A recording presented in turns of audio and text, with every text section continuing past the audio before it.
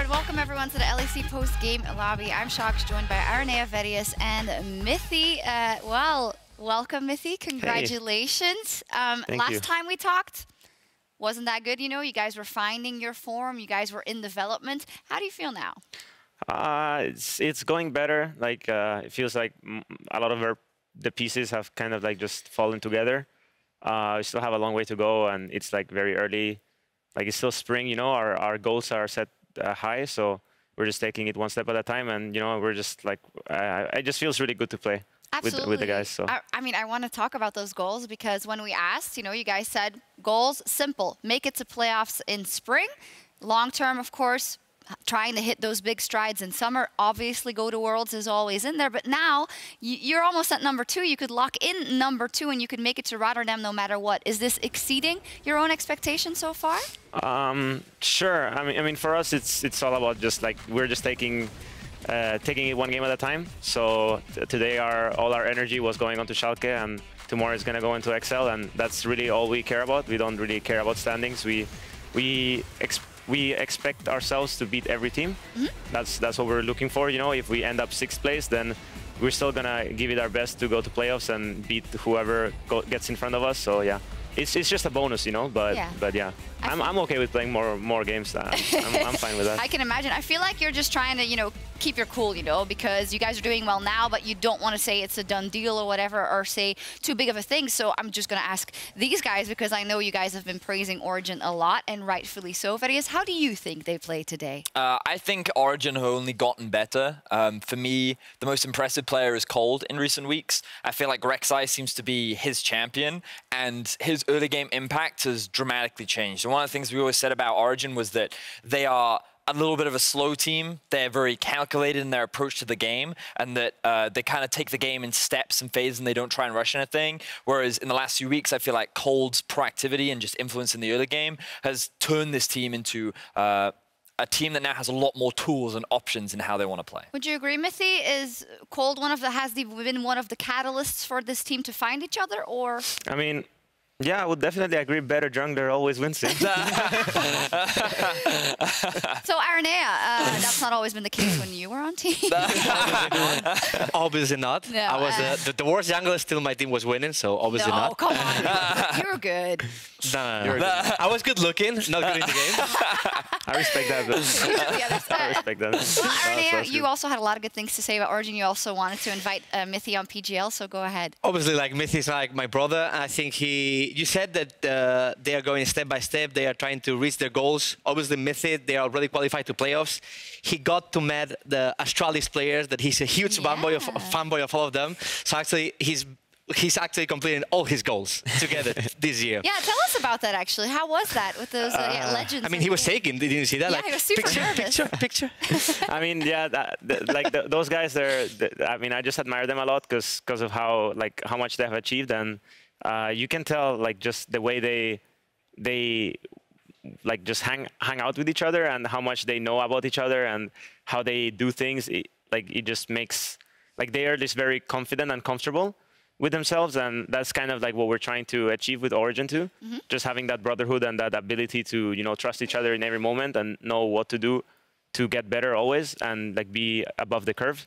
So yeah, like having them just to look up onto, you know, and be like, oh wow, like maybe they can give us, you know, some tips, or like tell us like what their mindset looks like in different situations, you know. It's just great to have them around. I mean, yeah, they're great champions. If you can even achieve a fraction of what they have, that would be fantastic. Araneae, I'm sorry, I cut you off. You and also something that is really good from Origen, at least from my point of view, is their draft style. I think usually a lot of teams, they tend to commit a lot of mistakes on draft, or you see one good draft that they prepare, the next one is questionable. But from Origen, they actually almost always they have win conditions. They set a correct draft for what their play style, and I think overall it's good draft from them. I like them at least. Is it all the analysts and then Andre? Is it kind of democracy? How does it work in Pick and So Andre brings the core idea of what he wants to achieve, and then every player chips in like how we can achieve what he wants. Like depending on the team we play, or depending on the meta, we decide how we want to, like, what direction we want to take the game into, early game, you know, the different stages of the game. And he brings up that idea, and we're like, okay, that makes sense. And then everyone just chips in, like, what champions, what matchups, how they kind of like want to, we work as a team, yeah. Would you say that you always feel 100% comfortable? Sometimes we hear from teams, like after a game, yeah, we picked it and I just knew it was a bad idea or whatever. It feels like you guys are, as you said before already, you're like one, I don't like to use the word family because you're, of course, in a competition, but you're all on the same page from pick and ban until the game, until the Nexus falls, it looks like right now. Yeah, so we were struggling at the start of the split because like things were a little bit too random. So now we're preparing not better, but differently. So everyone has like you said, we have a better idea of what we, like how we want to play the game, you know, before even the draft starts. That makes it easier for me. For example, for me, like I voice my concerns a lot because I'm a person that I'm a very hardcore perfectionist, and I need things to, like, I need to have a plan in mind always at every point, at every stage of the game. So when I don't have it, I just run around and int. So yeah, I kind of just told my team, you know. That explains it. I'm gonna explain right now the first time I ever met Mithy. Yeah. So it was, I came from a European team and I was making like a Spanish roster. It was with him. I believe Motuoco was around. Yeah. I believe Jerome was around. And then I played with him. I was actually, at that time, one of the best solo queue players and one of the best junglers in Europe. And then I had to play with him. In the first game I played with him, he was playing Alistar. He missed one combo. And after missing one combo for the next 15 minutes, he will be blaming himself. He will be saying, oh my God, how bad I am. Oh my God, I don't deserve to play this game. Oh my God, let's just pause. I don't want to play anymore. For 15 minutes.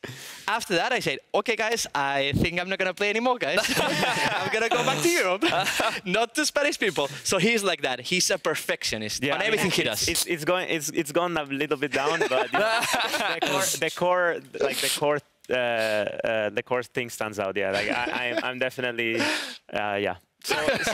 So yeah, usually when things are like, when I'm kind of like split in the plan, I don't really know what's going on, I tend to int. So yeah, my team is making it easy for me to kind of like, you know, not be lost in the game, so I don't run around too much. Is that something you actively work on though? Because it's something like in life, like I even have to work on when something goes wrong, I tend to be very outwardly negative and like, but I can imagine if you're in comms and you're in a team with 4 other people that want to win, is that something you actively try and work on, your communication style?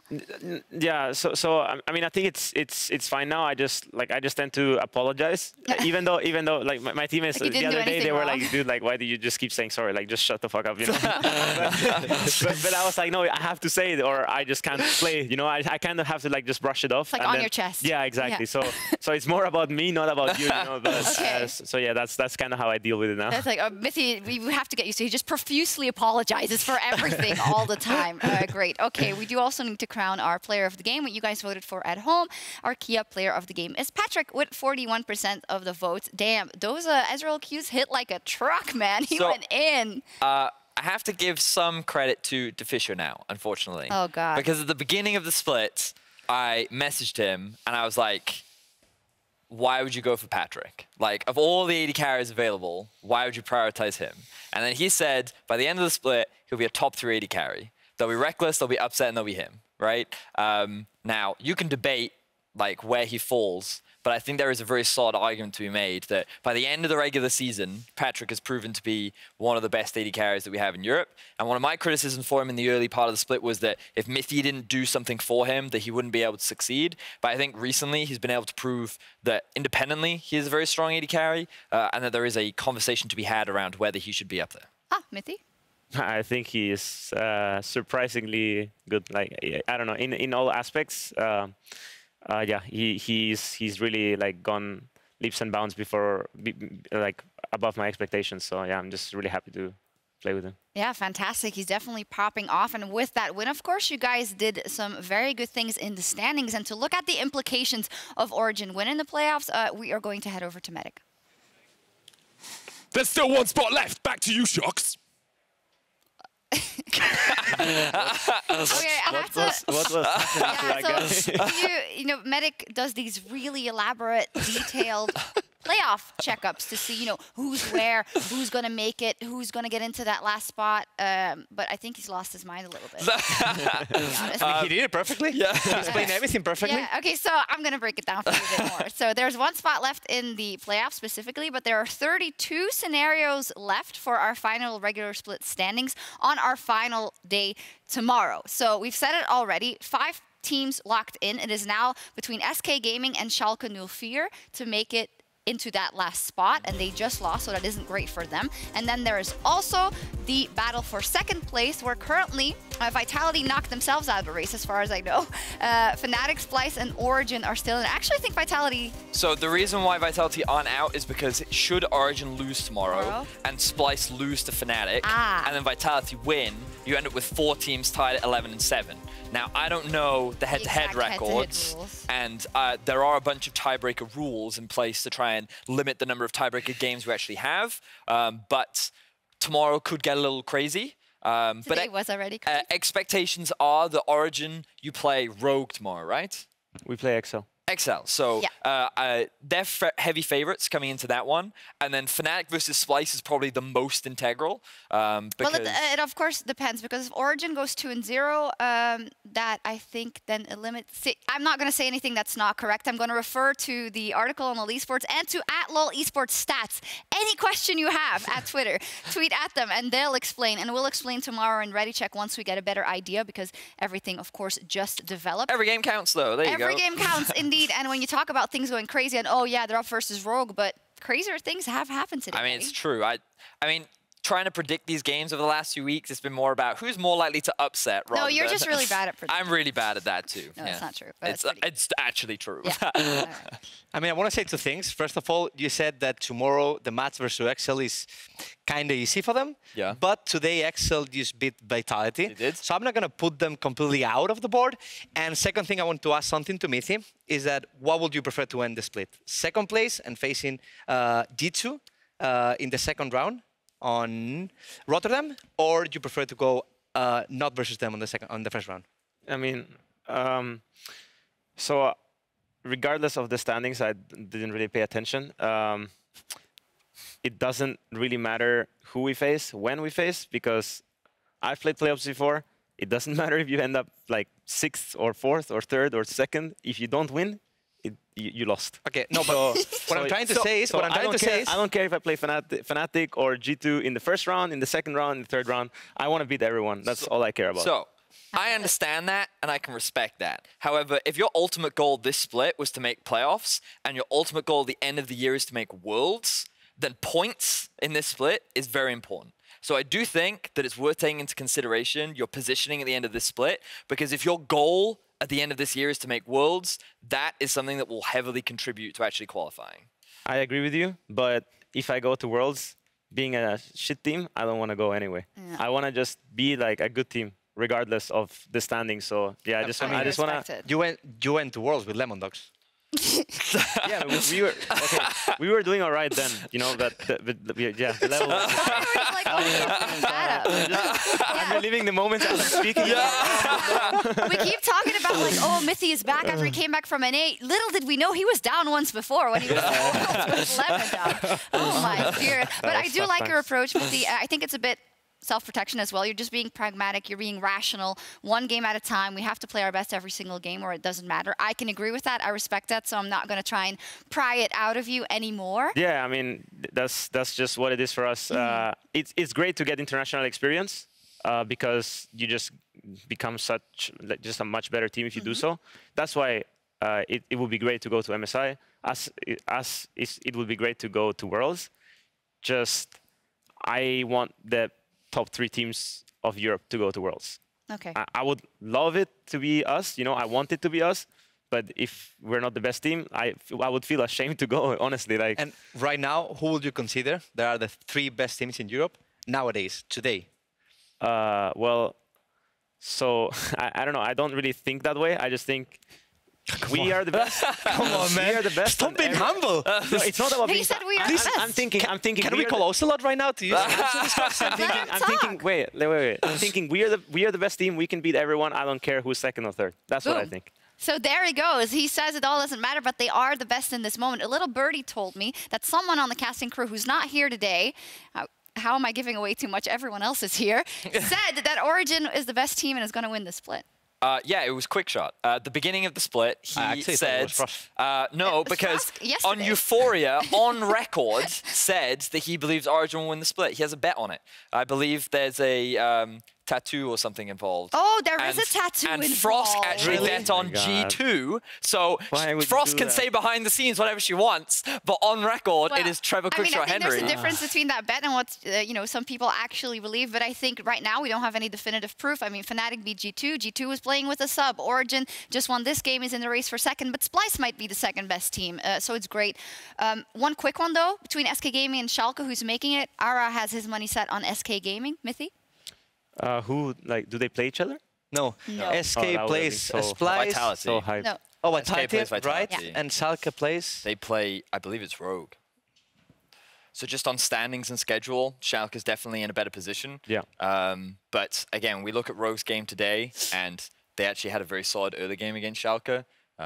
So like, it's really difficult to judge. Schalke? Against SK. That's, we're getting so, part of why we're so tired is, and you probably saw this game a little bit earlier, but G2 versus Fnatic was crazy. Yeah, that one was great. The Rogue game, I was taking a nap. So No, I thought you were going to say the Rogue game. I was actually napping, yeah. The game of the century. Yeah, well, I know. Okay, look, guys, to be completely honest with you, this game of the century thing was a bit of like a joke, a meme from us. Like, we thought it was a really big game, but we just wanted to sprinkle that in a couple of times. Now, you know us and narrative. We went overboard. But listen, the game delivered. What can we say? The self-fulfilling meme prophecy. So for me, I thought there were two crucial mistakes from Fnatic, in my opinion, in this game, and both of them came from Reckless. Yeah. And it was when they were trying to siege on to the base at the very end of the game, where he got hit by a Cassie ulti in the top lane. But for the rest of the game, I only saw extremely high-quality League of Legends, right? And this is what I'm saying. I felt like that there were so many high-quality team fights from both sides. Like, Fnatic had a fantastic early game. G2 demonstrated that they're a really good team-fighting team. And then the decision-making at the end of the game, the pressure. Like, we kept saying in the cast, you can't practice for this. No. And it's just like, it was literally a game of like using the Shurellias here to get them, if they don't do that, does the inhibitor respawn? The fact that the minions didn't come in? I would like to wonder, do you guys know how much time the inhibitor had? 4 seconds. 4 seconds. Yeah. Literally 4 seconds. It is actually in the process of coming back up. 2 seconds, I'm hearing. It's in the process of coming back up. Yeah. Ah, so unlucky. Oh, I like it, man. So if they got the inhib, they would have won. Yeah. If that inhib respawn, again, if he doesn't pop Shurellias, they lose that game. Oh, look at that. The graphic is actually insane. That's crazy. But I think we want to glance over it a bit. Of course, they didn't play with Mickey X, and you can say, oh, but that's just support, and Promiscu actually played fine, but you have to keep in mind that that's not someone they usually communicate with, or not as much as Mickey. I know they practice with him. That in some moments that can happen, but I also think we shouldn't make excuses for G2. Some of the individual members who normally Caps had a bad game. Caps had a bad game. Like, Perkz didn't have the best game. Wonder had a monster game, and I think their bot lane just like they were not in the same page, and they put the game really in a hard spot for them. So I was even surprised the game was like for more than 25 minutes. But so like honestly, in my eyes, like G2, won it. That's really how I feel, because they had the mental strength to come back from that game. Like Caps was running it down at some point because he didn't know how to win the game anymore. And yeah, I just felt like their bowling. It's similar to what me and Patrick had at the start of the split, where I would go one way, he would go another way. Like Promiscu went for a ward. Not that he did anything wrong. He just went to ward, and then Lucas stayed in lane, even though because the wave was not completely pushed in, so maybe it was not the right time to ward, even though it was a good ward. It's just like you just have to be on the same page, because that kind of cost them the lane, and it was just such a stupid mistake, and it just snowballed really hard. Like, good job to Fnatic to snowball that, you know. But yeah, I don't know how it would be if their synergy bot was better. So we like to say that gets in G2's head, because it was such an emotional game, and now they know they are most likely going to face Fnatic at some point in the playoffs.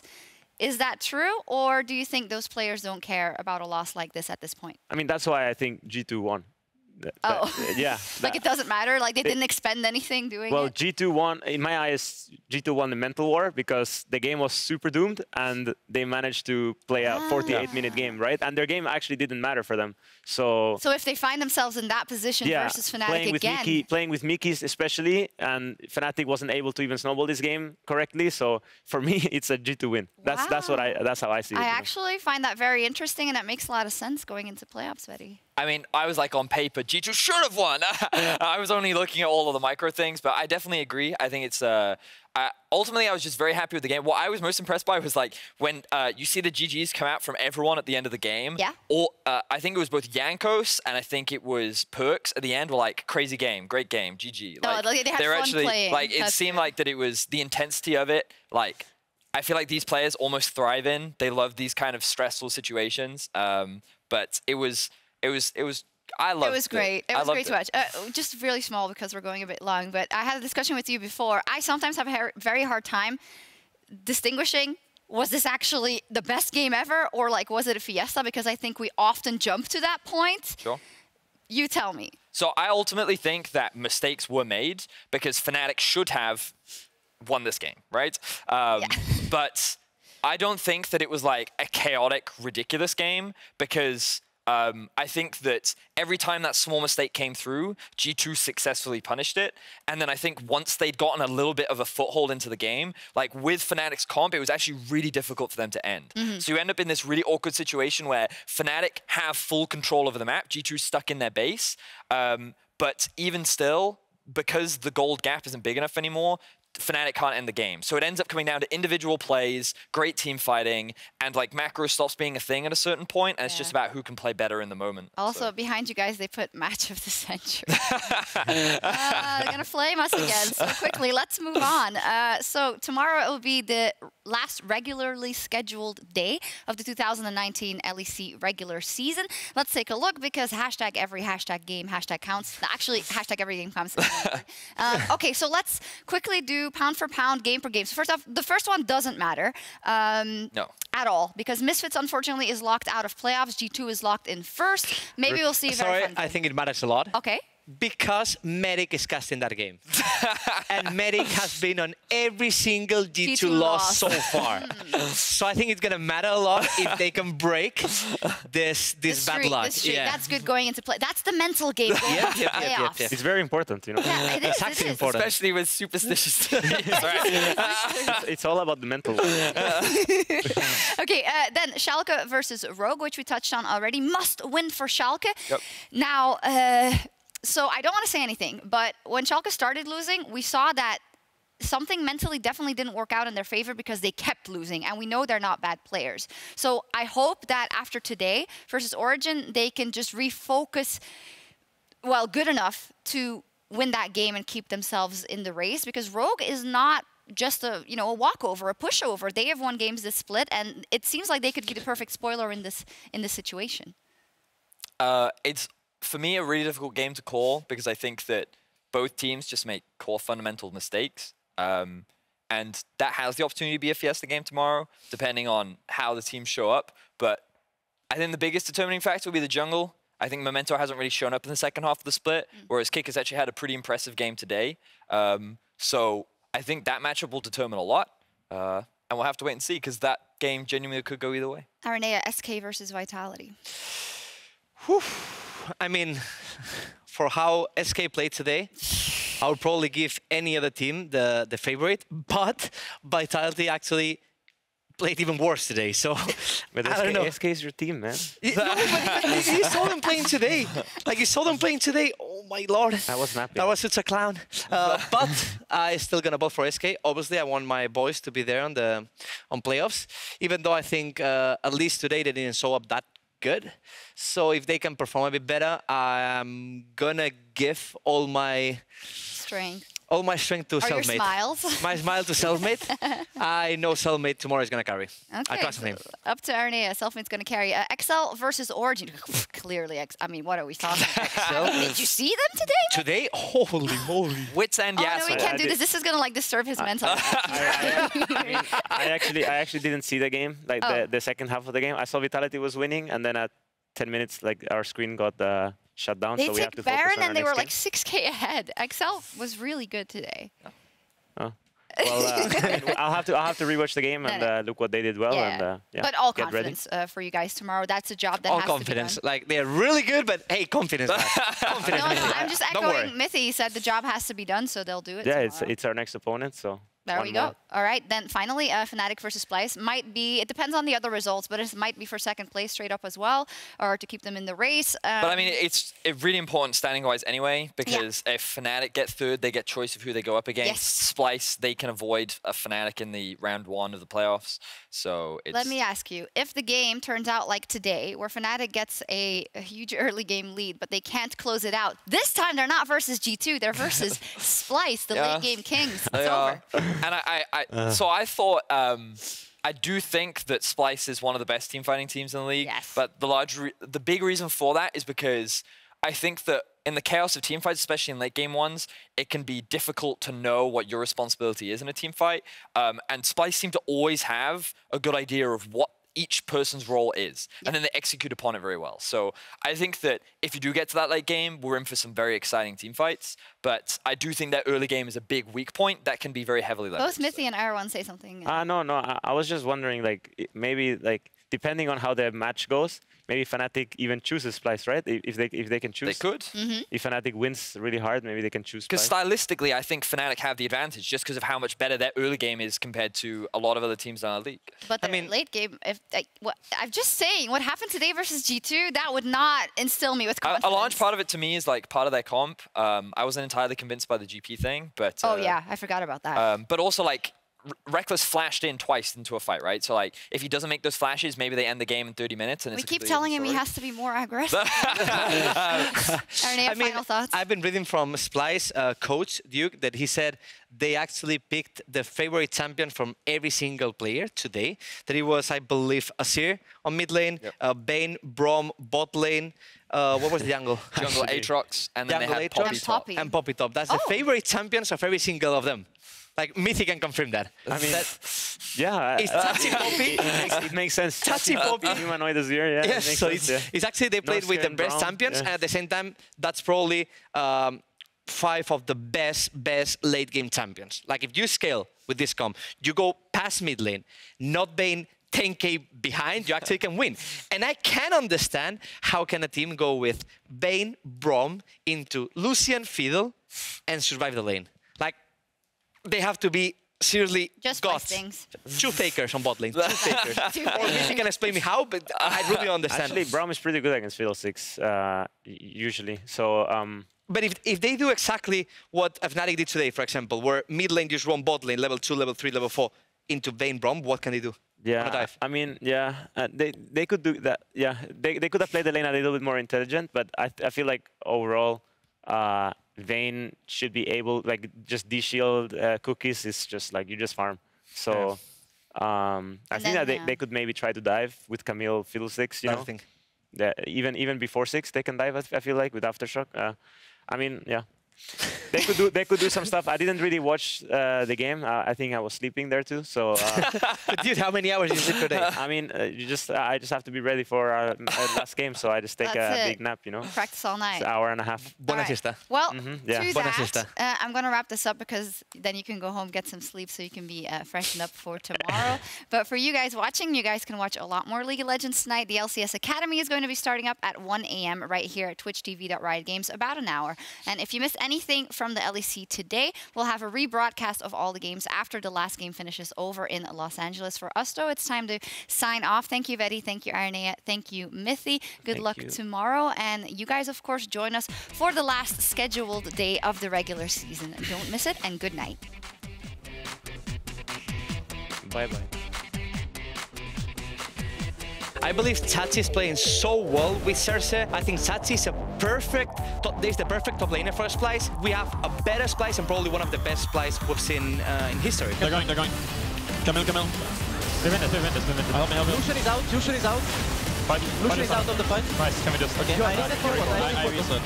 Hans Summer and Gorilla have nowhere to go. It would be a miraculous play for them to turn it around, but Humanoid just shuffles in. Mercy doesn't have the ultimate. The Nexus Tower's going to fall, though, and now it's all on Hans Summer. He has to do something, but he just can't do anything. Kami going to take down the Nexus. SK, they're fighting tooth and nail for playoff spot. But they put the pressure on Sjokz and Northia with a win. By camera guy.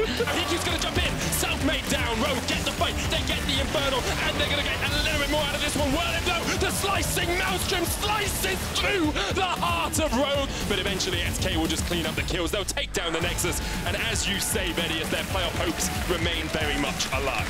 I feel like they don't do what a bot lane would normally do. That's one of the big reasons as to why they have been losing games lately. I actually respect Reckless a lot, but I just don't feel like he's a threat to me.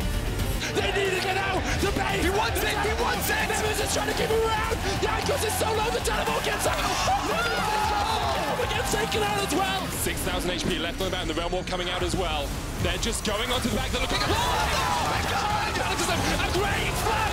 G2! The perfect team fight! No way! The Nexus Tower's in the bottom side, G2! Get the first one, but Reckless and NSA! Get in the back door! Oh my god! There's no flipping way! You can do that to them! Attila and Cabo from underneath, they've got to make it happen, turning! Jizuke on the backside, it's too little too late. Excel taking down Vitality. The race for second gets more and more close in every game. Bento gonna fall with a cocoon, that should be two. No, Mithy makes it to safety. Sniped on the backside. Up someone with bot, fighting bot, look for no flash. Just fight it, slow on Ali. No flash guys, no flash guys. Lissandra ulti, Give me assist, give me assist. Hell no, man. Hell no, dude. We can end. Yeah, of course.